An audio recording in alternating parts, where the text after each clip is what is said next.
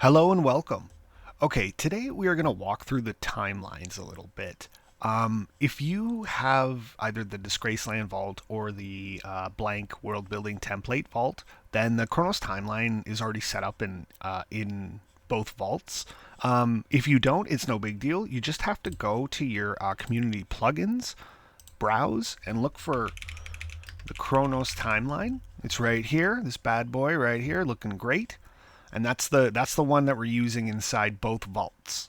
And then we'll exit out and we'll take a look. So this is the timeline that is currently in Disgraceland.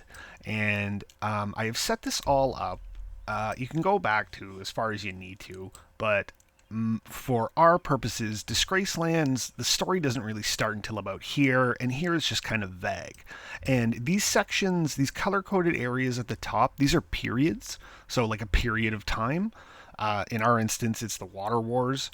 These are another period, the Long Winter, the Dead Years went on for a while. The Duke starts to do his thing, and so on and so forth, until we get to current day, which is where we are right now, at least in the story. The thing I like best about the Chronos Timeline plugin is the interactiveness of it and just how clean it looks. Like right now, all I'm doing is scrolling with my mouse wheel and I'm zooming in and out as needed. I have things broken down here by years, but you can make this by the minute if you want to. So how is all this made? Well, let's take a look. So this is the timeline that we were just looking at, and this is how all that is built out. So a couple of things right off the top. I have the default view set to 2168 to 2191, and what this is right here is every time you open a note that has the timeline on it, that this is what it's showing right here. This is 2168 to 2191. This is what'll automatically load when you load up that note before you start to interact with it in any way.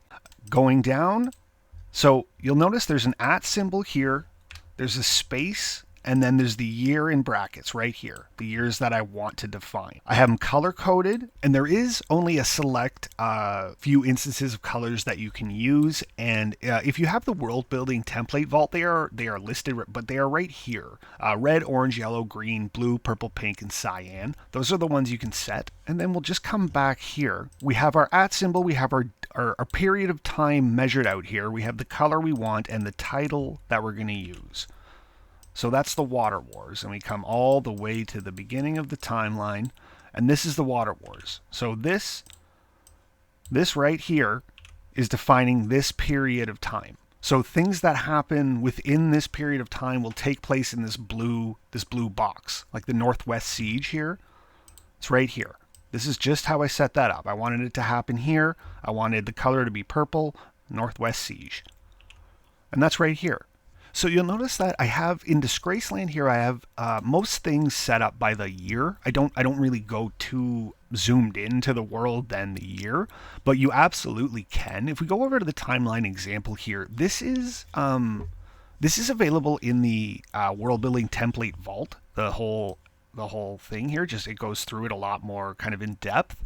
But just to show you here at the top, you don't have to do it by year. Like I said, you can go in as close as you want to here. Day, an hour, a minute, and a second. You can go in as deep as you want to on your timeline, just to show that you're able to do that. And then those are broken down just like this. So we have a year, a month, a day, an hour, a minute, and a second. And this is just how you write them out. It's the same system. You're just adding whatever measurement of time you want to add to your timeline here. And this is how it's just all written out. But for our purposes, and what I usually do is I just keep it more broad. I just keep it more to the year. So again, we just have, this is our period right here. And then these, at least in this period, are the three main points of history, I guess, that I want to note on my timeline. They're the three main pieces that happened during the Water Wars years. If you have something like, I don't know, let's pick an example. Harp Langston right here yields the first post-war harvest in Thrushton. So let's say this took more than 1 year. Let's say this took from 2153 to 2160. Okay, so this is now stretching 7 years. Green Harp Langston. So if we go back to our timeline here, where is it? Okay, here it is. So you'll notice that it's now stretching that length of time, 2153 to 2160. Is that what we set it? Yeah, 2153 to 2160. 2153 to 2160. So that period of time now was the period Harp Langston was yielding the first post-war harvest in Thrushton. If you want to, okay, we'll use this as another example. We'll use Harp Langston here. If we don't want to set a date and we just want to make a note of the event, like just kind of to mark it within the timeline, then what we're going to do is we're going to take this dash away and we're going to make that an asterisk. And then we'll go back, load up our timeline, go back to Harp. And Harp, you'll notice this little dot here. It's now just a point on the timeline. And that's just switching the dash to an asterisk. The other thing with our timeline is if we want to organize this a bit further, and instead of just having a broad timeline listing the events that happened in sort of a overall look, we can divide these up even more. So say, for instance, let's take everything that's red. So what do I have that's red? Everything that's red, and maybe I'll define this with territories. So Steeltown is a territory in Disgraceland. So if it's red, I'm going to denote it with Steeltown in brackets. So I am just going to fast forward this quickly and put them all in. Okay, so what I've done here is I've gone through and I've added locations like territories in Disgraceland just in brackets here. And if we go back to our timeline, okay, you'll notice that this is broken down further. So hypothetically, these are the events that happened in the territory Steeltown.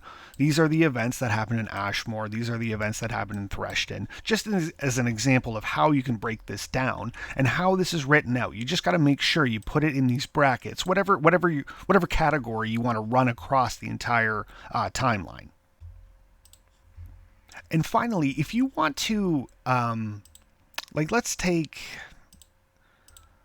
this one. Daryl Douglas restarts the first mill in Steeltown. If this isn't enough of an explanation, we can just, what can we say here?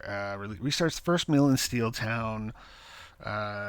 It was a huge success for the area and is still in operation today. Okay, so this is just a bit more of a summary, and then if we go to it, and where is Daryl Douglas?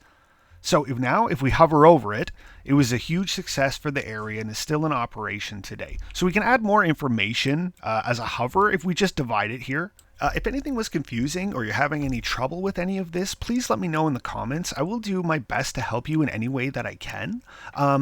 Please stay tuned too, because we have a bunch more tutorials and walkthroughs coming through of the myriad of different things that you can do with an Obsidian and that we have set up in the vaults, and want to walk through and just make sure you know how to properly set them up your own way. Please like and subscribe. I'm Mark with Pratt Design, and we'll see you down the road.